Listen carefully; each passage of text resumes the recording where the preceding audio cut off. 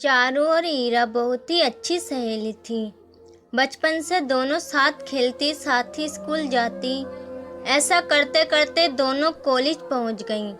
दोनों हमेशा ही साथ रहती। चारू बहुत ही समझदार और शांत स्वभाव की थी।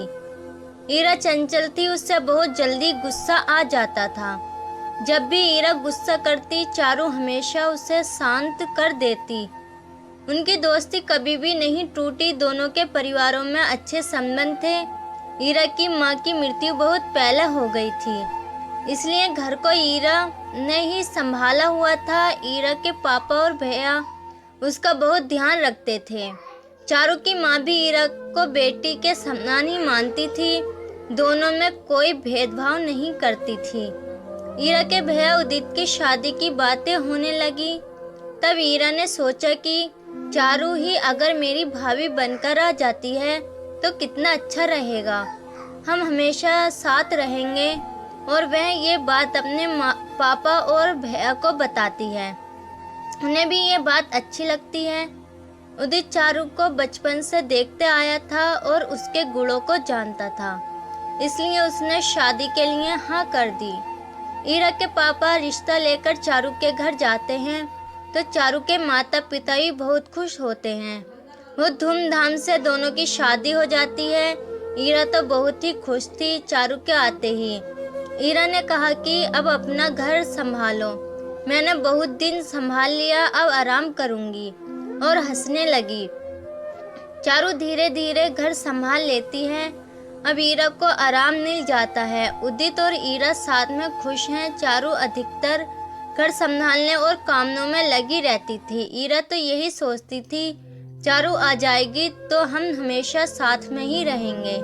लेकिन अब चारू बहू और पत्नी बन गई थी, इसलिए दोनों जिम्मेदारियों को भी निभाती थी। ईरा को लगने लगा कि धीरे धीरे चारू का महत्व घर में बढ़ने लगा है। कोई भी सामान लेना हो या कोई भी निर्णय लेना हो तो चारू को बहू होने के कारण शामिल किया जाता है। कभी कभी उदित और चारू उसके दोस्तों के यहाँ बुलाने पर घूमने जाते तो ईरा को अच्छा नहीं लगता। दोनों ईरा का बहुत ध्यान रखते।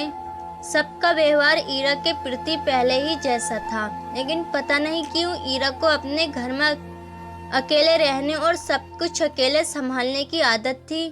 इसलिए वह चारू के आने के बाद अपना प्यार बढ़ता हुआ महसूस कर रही थी।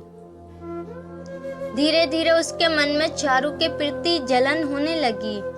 उनमें धीरे धीरे दूरियां आने लगी। चारू को ये बात बिल्कुल भी समझ में नहीं आती थी। वह तो सबका बराबर ध्यान रखने के समय देने की कोशिश करती। उसकी परिवार के प्रति भी कुछ जिम्मेदारियां थीं, जिसके कारण वह पहले जैसा ईरा के साथ हमेशा नहीं रह पाती थी।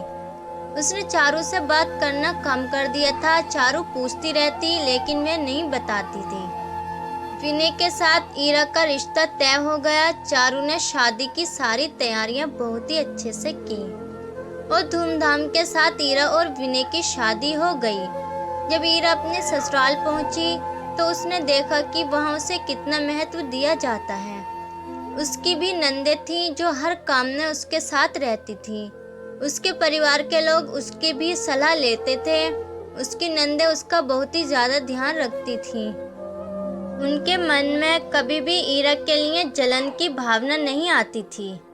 अब ईरा को पति पत्नी के रिश्ते का महत्व समझ में आया कि पति पत्नी का रिश्ता अलग होता है, जिसमें दोनों को एक दूसरे के साथ समय देना जरूरी होता है। उसके ऊपर भी जब घर की जिम्मेदारियां आईं तो उससे भी अपने कर्तव्य का बोझ होने लगा। तब उसे चारू की बातें याद आने लगी। ईरा मायके जाते ही चारू के गले लग गई और रोने लगी। सबने सोचा इतने दिनों बाद मायके आई है इसलिए रो रही है। जब खाली समय मिला तो ईरा चारू के पास जाकर माफी मांगने लगी कि मैंने तुम्हारे साथ कितना बुरा व्यवहार किया। तुम तो हमेशा मेरी अच्छी सहेली बनी रही, लेकिन मैंने तुम्हारे साथ ठीक नहीं किया। मैं जब बहू और पत्नी बनी तो मुझे पता चला कि मेरी एक अलग जगह है। तुम्हारे आने के बाद मुझे ऐसा लगता था कि पापा और भैया मुझसे ज़्यादा तुम्हें महत्व दे रहे हैं, जबकि ये बात ठीक नहीं थी। वे दोनों तो हमेशा पहले जैसे ही मुझसे उतना ही प्यार करते थे।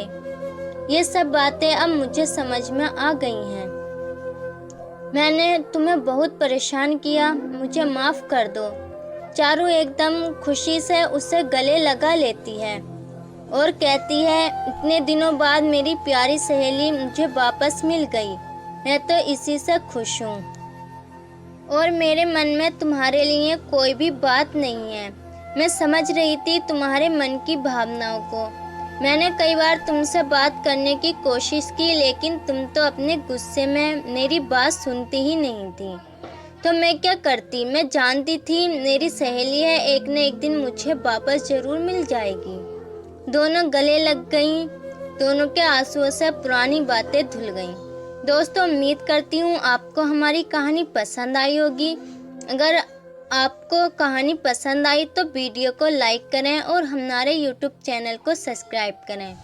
दोस्तों, मिलते हैं अगली वीडियो में।